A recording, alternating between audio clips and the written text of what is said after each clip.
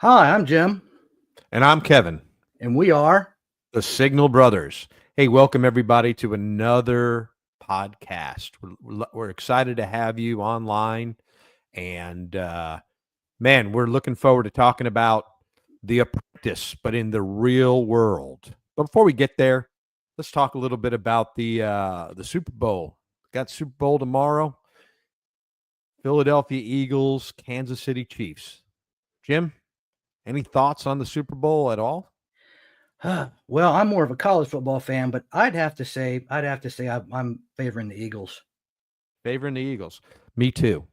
For a couple reasons, right? Number one, you got Jalen Hurts, got a few Alabama players Like, on the Eagles. oh, Even just though like that. Saquon, yeah, and even though Saquon jumped ship from the Giants, I'm still a big Saquon Barkley fan, and I just don't want to see KC do a three-peat, man.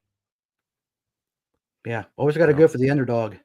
Yes, sir. I don't think they're the underdog this time, even though they're rated the underdog. I think I'm predicting that the Eagles are going to win. That's my take on that. Yeah. Hey, so before we get started about the firings and the resignations and all the crazy things going on with the new administration, want to talk about the little interesting journey I took on Facebook over the past 4 weeks. So some of you may or may not know that I got removed from Facebook, and it wasn't because I did anything wrong. Jim and I, when we stood up the Signal Brothers Facebook page, I was doing some advertising to bring in some viewers to the page. And first couple days, the advertising went well, and then all of a sudden, it thought that the transactions were fraudulent. So I got locked out of my account. And you would think you could contact support to get assistance. So what I did was, it said, "Hey, we saw fraudulent activity on your account." And hey, we want you to recover your account. So I went through the recovery process, had my cell phone, I had my email addresses associated, and it would say, "Hey, we verify the account is yours, click next." And I couldn't click next, it wouldn't advance. So then I noticed that if I removed an email address, it would let me go farther. So I got to the next screen and it wouldn't let me go farther.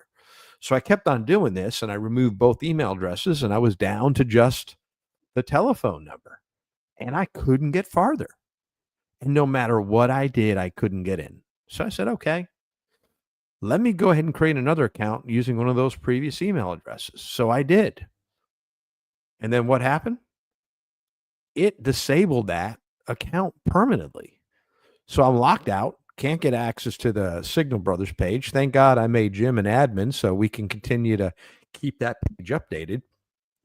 And no matter what I did, I could not get access. So I phoned a friend, happens to be my brother, who had a connection working at Meta, who's going to remain anonymous because I don't want anybody contacting that person.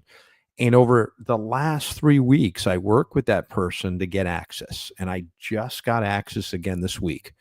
Sure enough, when I got in and looked at the Meta business page, right, I noticed it says the account for ads is disabled. And it says, but by the way, if Meta's taking money from you, they darn sure have a contact support address.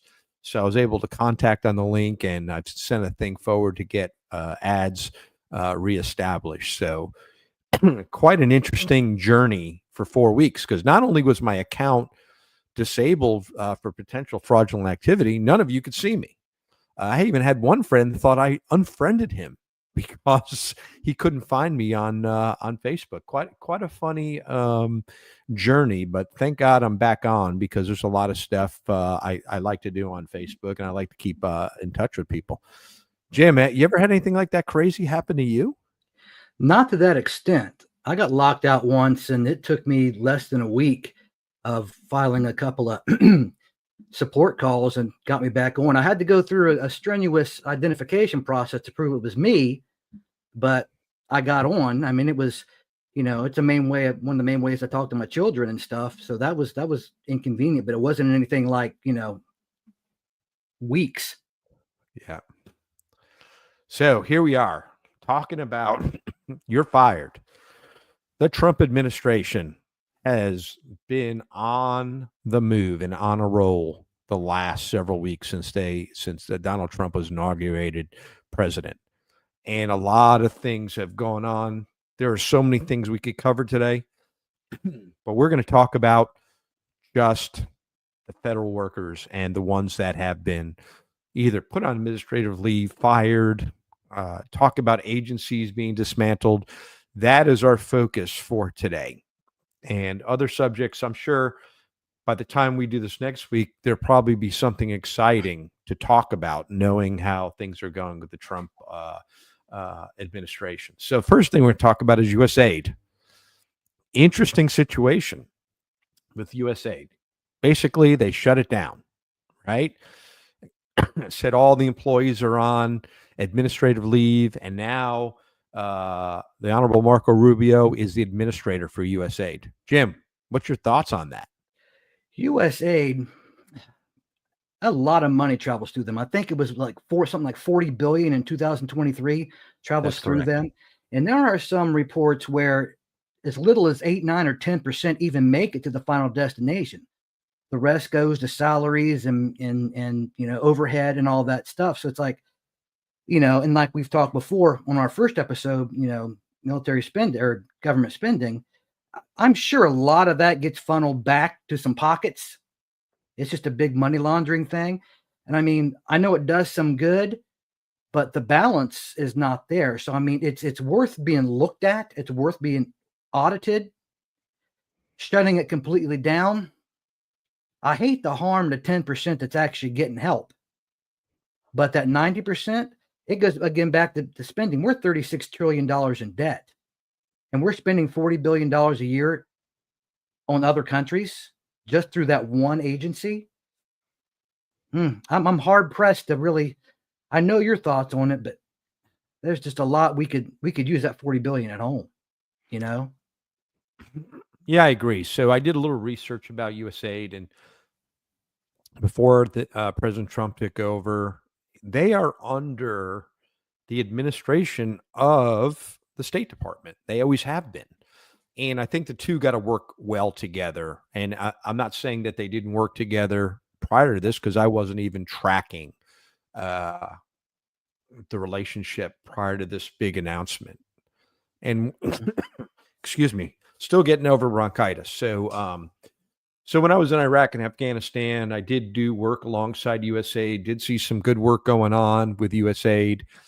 And in any organization, you're going to have good spending and you're going to have bad spending. So I definitely think, let's be honest, first of all, it was established by Congress and approved into law by the president in 1961.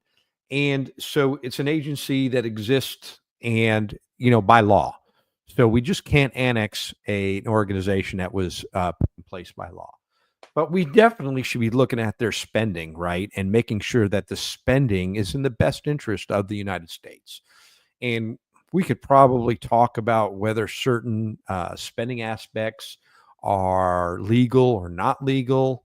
But definitely, as we talked about on our first podcast, Jim, this country's spending is out of control, 100% out of control. And we got to do better and be accountable for our spending, 100% accountable for our spending. And we're not. And so my only issue about the way we're doing business, and it's a summarization of all the topics we're going to talk about this today, is it seems like we're taking a sledgehammer right away, where we should be using a scalpel to look at things. And there are places that we're going to need to use a sledgehammer, right? But we're taking the sledgehammer approach first. Any thoughts on that, Jim, and from your side? Well, sledgehammer versus a scalpel, you got to figure either way, either one he uses, everybody is going to jump on and try and stop him from doing it. It's the same thing as it was 4 years ago. They started, whether he's doing good or bad, they don't even care to look. They're going to try and stop and block everything he's doing. Whether he's right or wrong, they don't even look that far. So scalpel, he's not going to get anywhere. Just by the nature of who he is, he's not going to get anywhere, because they're going to try and might as well go after with a sledgehammer. If you knock just a pebble off, by God, you save some money. Yeah, but at what expense, right? As you said in your opening comments about this topic, right? Whether it's 10% or 40% going to good, right? We don't Yeah. want to deprive the good, right? That's going on with the agency. I think that's super, super important, man. Well, And I did read about why it was stood up. So it was stood up in 1961 to counteract all the disinformation coming out from the Soviet Union. So we started distributing aid and helping other countries so they would have a positive light about the United States. So I think there's some good that's out there being done. yeah. Have you read the list of what the White House has reported some of that money, some of those monies are going to? Yeah. Just ridiculous things. Yeah. Just, I mean, just I don't even see how any of it could be taken seriously, to be honest. We got a comment from Ponytail says our government needs to take business 101. Amen. Yes. Amen. This is Yep. simple math, right? And I agree. We Well, I cannot mean, spend money, it's just like at home. If I yeah, spend more than I take in, eventually I'm going to be out of a place to live. $36 trillion in debt. Yeah. Yeah. But I mean, Awesome. we got a professional businessman at the helm now for good or bad. Somebody that's been doing their own business for decades and upon decades, as opposed to, whoever happens to get elected to Congress, whether doctors or lawyers or bartenders, that don't necessarily have a financial background. Yeah. Yeah. Well, good news is a judge did pass a temporary injunction on him, putting 2,200 workers on administrative leave. So I expect more more to be done about this, right? I do think it's good that it's under the administration of the Secretary of State, right? Again, as I said earlier, the two got to be working hand in hand and distributing aid where needed, right? It is our foreign aid arm of the government, right? It should Mhm. be there. Well, you got to remember too, it's the art of the deal. If you want this, you ask for this. You know Sure. what I mean? And that's what he's Yep. doing. That's his whole Yep. strategy. You want to Yep. sell a car? You want to get $2,000 out of it? Ask for six. Yep. All right. Moving over to the CIA. I'm sure people know that the CIA, they offered employees Yeah. a buyout, right? It's a little structured a little bit differently than the buyout for standard federal governments. It's within the CIA. My first concern was to establish informants and contacts in foreign countries for intelligence. I mean, those don't happen overnight. Those happen over months and years, right? So my concern was, right, the risk to our national defense and those intelligence links out there. Jim, what's your thoughts on that? See, the CIA, by its definition, has to remain to a degree anonymous. So we don't even know, what their budget is. They don't have to answer for that. We don't know exactly how many employees are on there. That alone can cause loss of funds, but you can't operate without that anonymity. And you're right. Some of those relationships take years to develop that trust. In Yeah. this case, it may be more harm than good. Yeah. Well, I did read on CBS's site about this, and who it's available to is not publicly disclosed. How long they have to decide. There's certain people that are excluded, such as intelligence contacts and things of that nature. So it makes me feel a little bit better about this buyout. But at the same token, right? I don't know what goes on in the CIA, Jim. I don't think you do either. No. But I believe in their mission and I believe in what they do. And I think they are extremely important to the dominance that we have across the globe, right? 100% important. So I want to make sure that my only concern is making sure that those people that are getting bought out, we're not losing those informants and those key contacts that are providing us human intelligence that we absolutely need to be successful. Yeah. I mean, they're given the option of a buyout, not saying you're gone, you're fired. You're given the option of a buyout. And you think about it, if you got somebody that's been in the field out there for 30, 40 years, I was thinking about retiring. Well, whoa, I'll just take this buyout. I mean, it could be a good thing for several people. Clean up. And if somebody's just out there money grabbing, that may be a good thing for them too. And then we get rid of them. That is a more reasonable approach to an agency like the CIA, is to give them the option, not just to say, you're out of here. Well, you bring up another good point, right? Somebody's been there 40 years, right? There's a lot of tacit knowledge that somebody's been in with the agency 40 years, right? All that institutional knowledge, right? Mm-hmm. When people like that disappear from the organization, right, you're losing a lot of historical knowledge that's probably not written down somewhere or not transferred, right? Mm-hmm. And that's always, I think, it's a problem in any organization when you lose a long time employee. So I'm definitely concerned about that as well. I mean, and you really can't write that down. I mean, where would you put it if you wrote it? If you wrote down what a CIA agent of 40 years knows, where would you put it that it would be safe? You can't write that down. It's 100%. Inherently needs to be passed on up here. I mean, yeah. 100%. 100%. And, there's a lot of movies out there that try to simulate the kind of stuff that the CIA does. And I don't know if that's even close to being true, but I look up to the CIA. Yeah, I look at the CIA as a very important agency. And while we don't know their budget and the number of people and all that, I got to trust that agency is doing the right things at the right times to keep our country safe. Well, the difference with the CIA as opposed to the DOJ or the FBI or any of those other agencies is it doesn't operate domestically. Yeah. For the most part, its purview is outside of our borders. Yes, 100%. And that's why I think it's so important, right? I think that's why it's so critical. And I was definitely concerned when the headlines started hitting the news about this, right? Mm-hmm. Oh my God. I was like, what? Are you crazy? Hey, just before we go farther, just for the folks listening online, don't forget, if you have questions or you have comments or anything, feel free to put them in the chat. We'll be happy to answer them, as quick as we can. But we love getting feedback from the listeners. So please make sure if you got something you want to add or contribute to the podcast, please put it in the comments. Go ahead, Jim. Absolutely. I was just hit with a crazy thought. It's like you see in the Hollywood movies when you have a big issue and you want to contact all your agents, you send the thing and everybody on their beeper gets a message, right? So you're in the field. You're a CIA agent in the field, and you're I don't know, a few thousand, tens of thousands of agents in the field, and all of a sudden everybody gets something on their text. Hey, we can buy you out. I mean, how was that even communicated? It's just an interesting thought. Yeah, I think it is an interesting thing. I'm sure they got email just like we do, right? Or government agencies have email, and I'm sure people are receiving emails about it.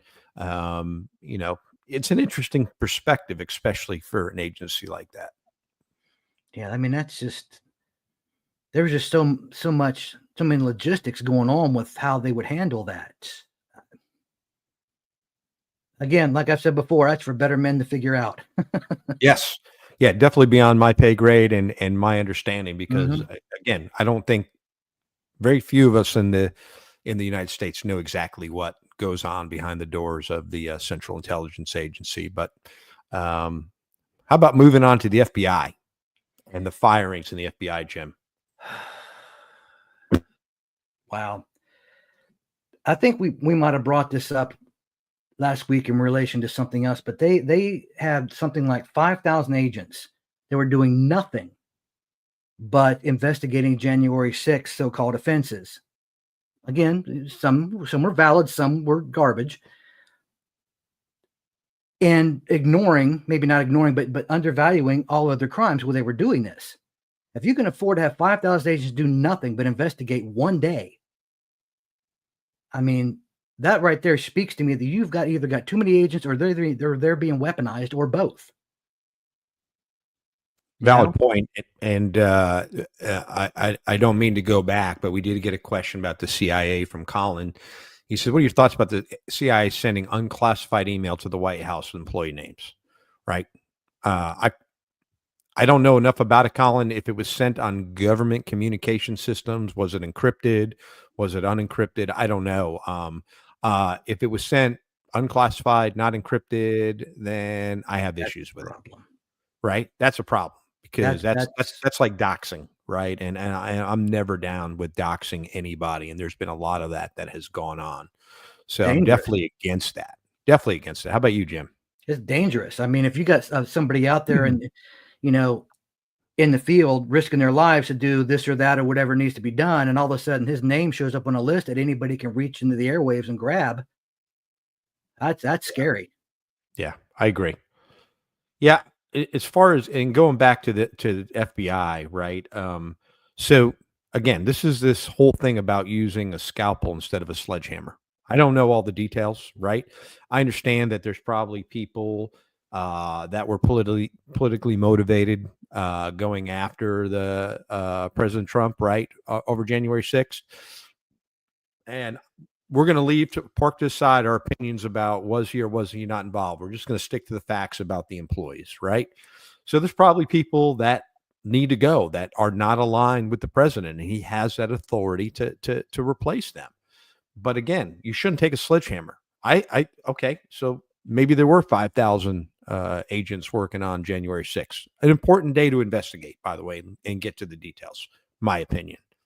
However, right? A lot of those people are doing what they're told, right? You don't get a chance. Yeah.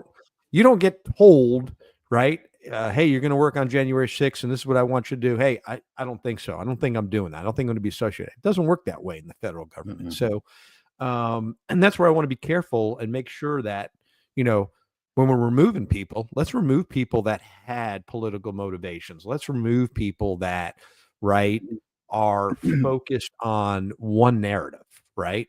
And let's have people that can look at a situation objective remain in the organization. Just because they investigated January 6th doesn't make them a bad person. Potentially, there could be people in the organization that have a open-minded perspective to look at the details without bias. So let's be careful how quick we remove key people, right? And what else have they worked on? Remember, we went back, we're talking about CIA, about historical and institutional knowledge. Some of those FBI agents, I'm sure, have historical knowledge on other things that are absolutely critical to the mission that the FBI does. Jim? Well, that's absolutely true. Because I mean, even in jobs outside of the government, you don't get. How many of us get to say, "Nope, I'm not going to do that"? You don't. You do what you're told. So the ringleaders, for lack of a better term, are the ones that need to be, taken out, or not taken out. That would be a bad choice of words. Need to be removed, replaced. But I think there's an opportunity here that we could look at as well. If we're trimming the fat and trimming down and getting rid of people that cannot, exercise those powers at an objective level, do you know how many outstanding law enforcement agents we have throughout this country that could, Amen. I mean, shine in those roles? Amen. Amen. Let's Yeah, I look agree. at some of them. I'm sure in the states, you got the congressmen and women in those states, or the attorneys general or whoever else would know about these individual law enforcement agents. You know what? I got a guy that would be perfect in the FBI, in the DOJ, in the CIA, and there's times where you got just awesome law enforcement officers. They spend their whole careers in Schmuckville, USA. And they could go over here and they could shine, and we could, really use some fresh eyes. And, if you keep bringing the same people, they just happen to live around DC, and you're not reaching out and going across the country, Denver, Colorado. I just grabbing a city. Wow, there's a great guy there. Let's bring him over. There's a good woman in Massachusetts. Let's bring her in, and I think we're being presented with an opportunity during this to utilize some of those talents, fresh minds, fresh ideas. And I think we got a lot of that. I mean, I'm not an expert on the FBI, Jim. I'm going to give you a perspective as a part-time Uber driver, something I haven't done in a while, but when I was, from I think most people know that the FBI Academy is on Quantico, which is right next door to where I live. And I have picked up quite a few students in past years from the Academy, and they're from all over the United States. They're not all from DC. They're from all walks of life, coming to the Academy here at Quantico to become an FBI agent. And then they're going out in the field wherever the FBI assigns them, right? And I only know that information from picking up these candidates, right, or these students that are going to be full-time FBI agents. Right. Well, you're talking you're fresh out of the academy. They're entry level agents. I'm talking about replacing higher level. You know what I mean? Okay. The upper Yeah, level, the yeah, higher yeah. level, positions that will need to be filled after some of Gotcha. the, That is makes taken sense. care of. That makes sense from the bureaucratic spot. Let's get some people outside of the DC Beltway, and let's get some people from around the nation. Makes Mhm. perfect sense, Jim. I couldn't agree more with you about that. But I think we also have a lot of bright people in the FBI trying to do the right thing. And again, I'm definitely about the scalpel, not the sledgehammer. Let's be careful, Yeah. right? Let's not take great talent that's Yeah. there and dismiss the great talent, even at the management levels, right? We got some bright Mhm. people that do that work, and I would hate to see them. Lower management that may not Yeah, have ever been able to shine. Step yeah, them up. yep, You know, 100%, it's kind of like 100%. that. Don't let one bad apple ruin the barrel. I get that. I Right. get that concept. But sometimes, you know what? I've got 100 people. 90 are bad. I can't figure out which 90. Let's get rid of all 100. Bring some fresh ideas in, some fresh people. And sometimes, Absolutely. Sometimes you got to do that. yeah, the Yeah. hard choices, the tough choices that nobody wants to make. No, You know, no, sometimes, and yeah, if we want to change the direction of some of the things that are going inside some of the agencies, sometimes you have to do that. I concur with that, Jim. I definitely would. That's a fantastic point. Mhm. Now over to the DOJ. Let's talk about the DOJ. There's a lot going on with the DOJ. Oh, too Holy many cow. letters. Too many letters. Okay. So there's a lot of people being let go at the DOJ, and there's clearly those who don't align with the president's perspective and ideas. And my point about this is sometimes you don't want people that are going to tank your agenda, right? Whatever your agenda is, whatever administration in, Democrat, Republican, Independent, doesn't matter. But sometimes you want people that think diametrically opposed on your team, Yeah. right? You want another perspective that you don't think about. So I'm very concerned about the fact that we're just dismissing everyone, right? That does not align with his thought processes. What do you think about that? Well, I mean, looking at it a couple of different perspectives. I mean, I get what you're saying, and you're absolutely correct. I mean, you don't want to have everybody be all of one opinion or one mindset. You don't want that because, for one thing, you're not representing all of the American people. Point blank. I mean, you can't represent everybody if you've only got one frame of thought. However, the DOJ has been seriously weaponized against him in his first actually the last 8 years. I mean, it's been a lot of it been pointed toward the DOJ, but it's not just the DOJ. But it's the same thing as the CIA or the FBI or USAID. It's like, okay, how many bad apples do we have? Do we need to throw out the whole barrel, or do we need to take the scalpel instead and trim it? I don't know. I'm torn on that one. I'm almost thinking throw out the barrel. Yeah, You but I know? think if you got some people that don't agree with your agenda, perhaps the idea is to bring them in, sit them down, say, listen, I know you're not with my agenda, and I Mhm. don't want to get rid of you. I don't need you subverting my agenda, but I want to use you as a sounding board when I Yeah, have an idea, right? And I want you to push back, right? But I want you to do it properly, right? yeah. I want you to give me that other perspective that I'm not thinking about. Call me on my garbage. Call me on my bad choices. You know what? You may not want to do that. Instead of, let's go behind his back and let's prosecute him for every single thing he does. I mean, that's just not the way to do it. But you do want that opposing thought because, like we've talked about before, um, the best opinion I ever hear is the one that I disagree with because I would never think that way. Now I've got a new perspective. I'm not going to know everything. You're not going to know everything, and the different perspectives, the different ideas.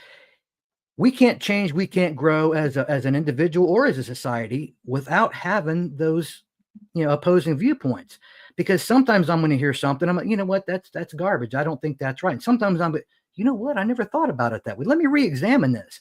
And from that, I'm going to come upon one of two decisions. Either, yeah, you're right, that needs to be considered, or no, I'm right. Either way, I am rethinking my position. But then by the same token, if you have an office full of people that don't just diametrically oppose you, but have been told that you're the Antichrist and you need to be removed at all costs, that don't work either. So I'm back to the barrel. I definitely agree. It's a tough situation.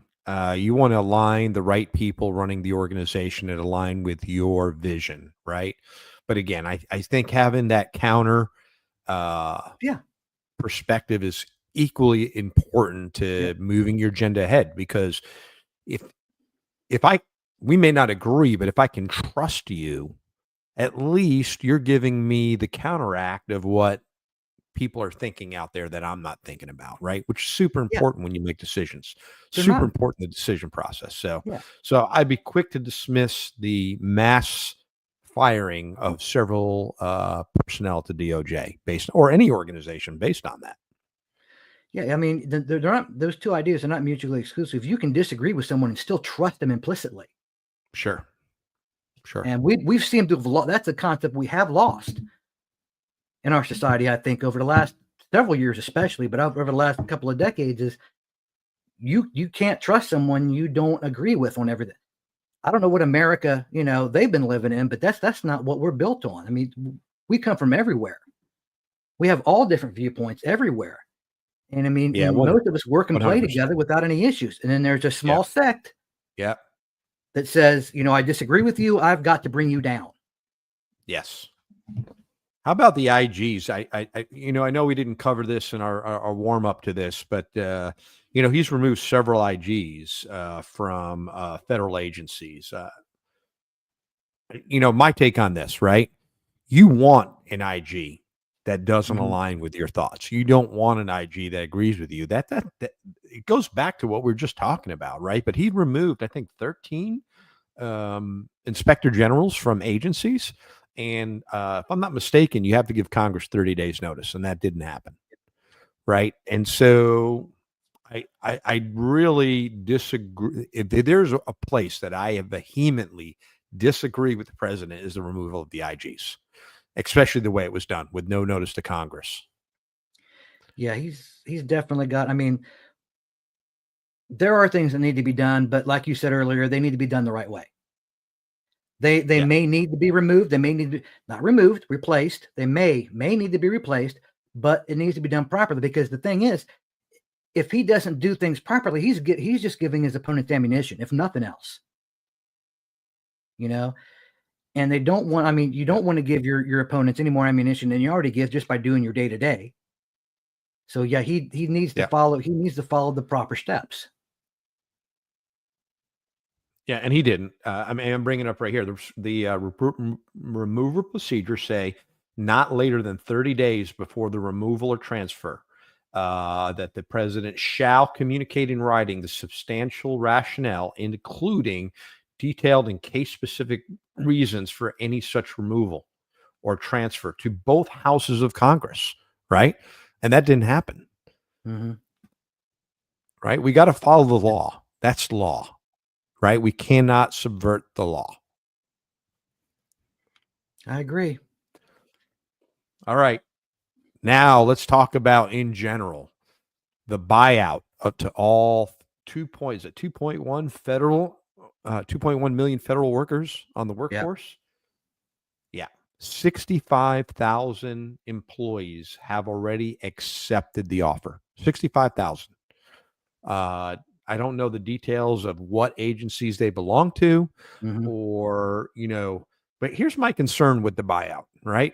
It was kind of like a high pressure thing. Hey, you got about 10 days to make a decision whether you're going to take this buyout. You don't have all the details of the buyout, right? You're going to get paid till 30 September. However, if the government shuts down, you're not going to get paid, right? While the government shuts down, because you're under that funding. And there's no details about what happens later if I change my mind and I want to come back in the government, right? Is there any prohibitions, right? So you don't have all, so it was quick pressure to make the decision without having all the details, right? And I'm not personally, do we need to shrink the size of the federal government? You and I have been adamant that that has to happen. But before you offer those workers the opportunity to resign and take this this offer, I think you got to know all the details. And I think people who have the 65,000 who have accepted the details have done it without all the information they need to know. And I'm not blaming them. That's solely their decision, right, to do so.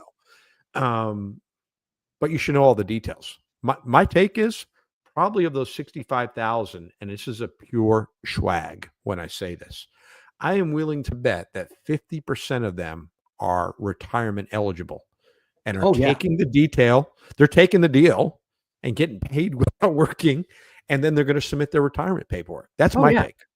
What's your thoughts, Jim? Absolutely. I mentioned that when we were talking about CIA agents. Yeah. They're being offered a buyout and they're close to retirement. Like, hey, wait a minute, I can get paid twice. Oh yeah, heck yeah, I'm there. But when you're moving this fast and when you're offered something like that, I mean, it's not like I'm offering you a new position where you can get, an extra $5 an hour. I give you a couple weeks to think about it. No, this is let's take down the government now because everybody's been talking about it. Nobody's been doing it. We're going to do it now. You've got 10 days to make a decision. I don't have a problem with that. Yeah, I think they should be given all the information, but I have no problem with the timeline. So we got a comment from Ponytail. Buyout from the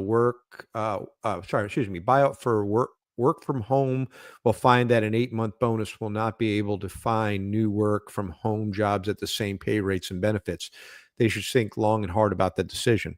I partially agree with you. I think it depends the type of work that they're in. I know when I retired from the government, I'm making just as much is not more as I was as a government worker. So I think it depends. I think we shouldn't put a broad swath on that. I do agree with you, though, that they should think long and hard about the decision they're making. And if they are working from home, right, every time, what I've noticed is from my 2.5 years of work in private industry now, since I've retired from the federal government, is that every time that there is a position that's remote, hundreds of people apply for those remote jobs, right? And if it's an in-person or hybrid, there's a lot less people applying for those jobs. So you have a valid point about that. It's not easy to find that work at home, that ideal work at home job. I would agree. Jim, what are your thoughts on that? You agree? Yeah, I work from home and I have for 9 years. And even before that, we had the option to do that if we had issues. So, I mean, this job, though, I was hired specifically as a remote employee, but they are hard to come by. And they're right now in the last year or two have been forcing us back into the office. So those are slowly going away. They're going to be harder and harder to find. When you're talking about that, limiting your options, there's other things that limit your options too. Age. If you've been offered a buyout and you've only been in your career for 5 years, you got to think, okay, when am I going to get a job? Am I going to worry about it being remote or traveling to the job, commuting? Or, what am I going to do with the next several, years of my career? I mean, there's a lot more options you got to consider when you're in that position than if you were, older, toward retirement age. God, do I have to drive into the office for another year, or am I going to take this buyout? Looking for a job when you're looking at 60 is a lot different than trying to find a job when you're looking at 30. Amen. So there's no such thing as age discrimination, supposedly, but I mean, come on, they can turn you down for any number of other reasons. But the point of that is that remote jobs are going to get harder and harder to find because more and more companies are making them go back to the office. Concur.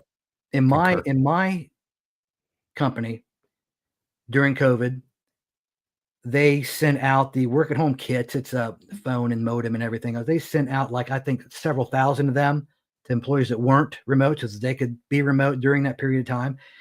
And during that period of time, as the number of people that was working from home, they sold 2 of their office buildings. They didn't need the space. Makes sense, right? Well, then all of a sudden they said, okay, we're going to start bringing everybody back into the office. Where are you going to put them? You sold 2/3 of your buildings. That's just in this city. So the logistics isn't being thought out very well either. It's a push to bring everybody back in.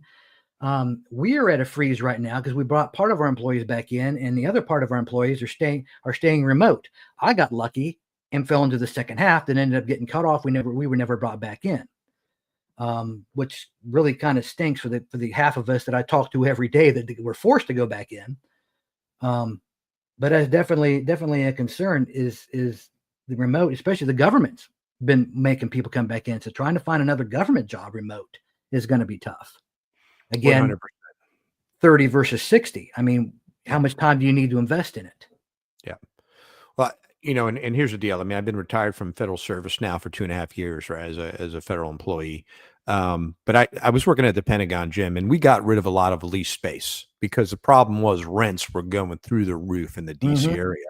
So we with COVID and everything going on, the government prior to COVID was, at least the Pentagon was already making plans to get rid of a lot of the lease space. We just the rents were just absorbent, right? It doesn't cost effective. Well, now you've brought everybody back into the office, and while everybody's coming back in the office, I don't think everybody has a place to sit, right? Because of that very reason.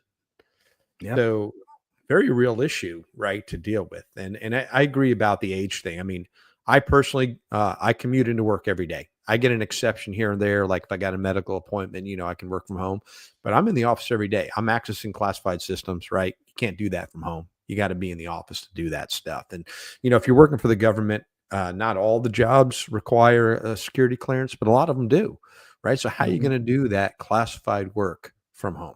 You really can't, right? Makes sense. If you're working for the government, that's where you need to be. During COVID, I was a government employee, and even though most people working from home, when I was working, I was in 3 or 4 days a week. It was just the nature of the work. I couldn't do it from home. I had to do it in the office. It was definitely great going up I-95 during those times because there was absolutely no traffic, which is a lot. Now that everybody's back to work, the traffic has gotten interesting in the DC area, Jim. I won't lie to you. It is but I will tell you, you go to the slug lot, which is, the commuter lot to do ride sharing, which we call slugging in this area. And there's always people to pick up, which is a really nice feature to have because those lots never used to be full through the COVID years. Well, guess what? Those lots are getting full again. They're even talking about reopening one of the other lots. So there are some advantages of getting people back into work. I definitely think that in some jobs, Jim, people have to be at least 1 or 2 days. You got to get people in the office talking to each other, right? Remote is fine, but I'm a hybrid worker. I'm a strong proponent of collaboration can happen remotely, but I think face-to-face is really the key to getting things done. Well, in our case, our team, most of us have been on that team the whole time I've been there. So we've got people that have been on that team 9-10 years. So we know each other in and out, so that compensates for a lot of the lack of face time.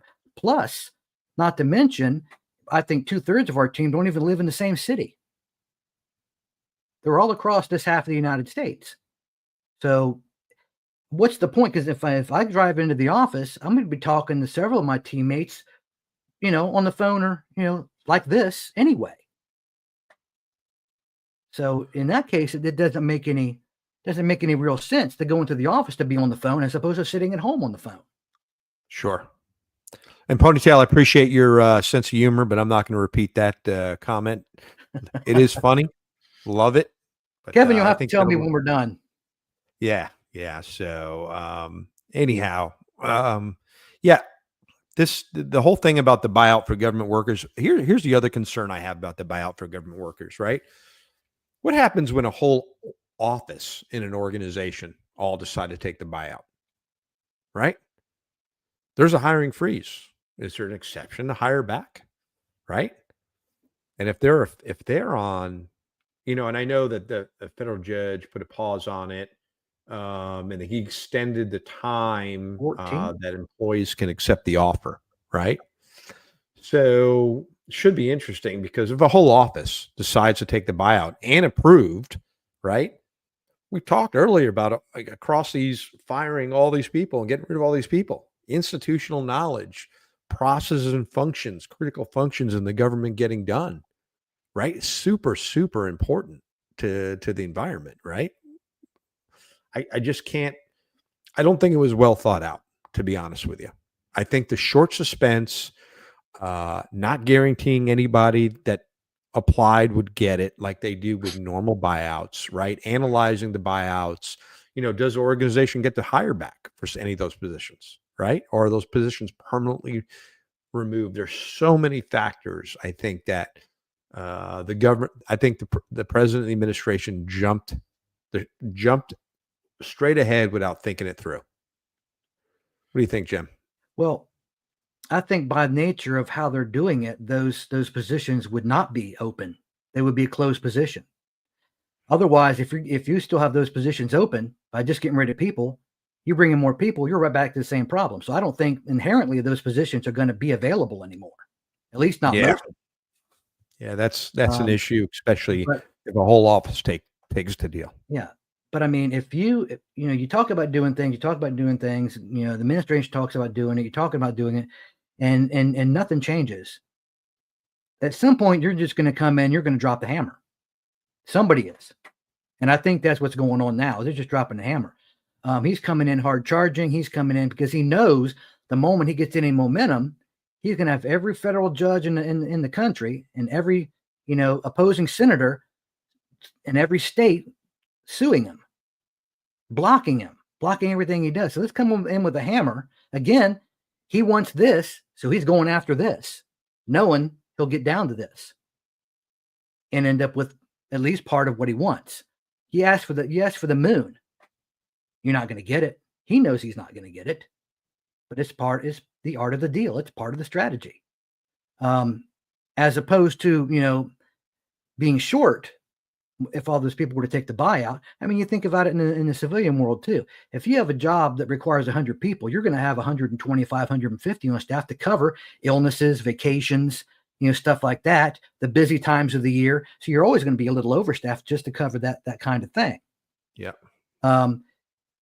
If it gets it's an experiment.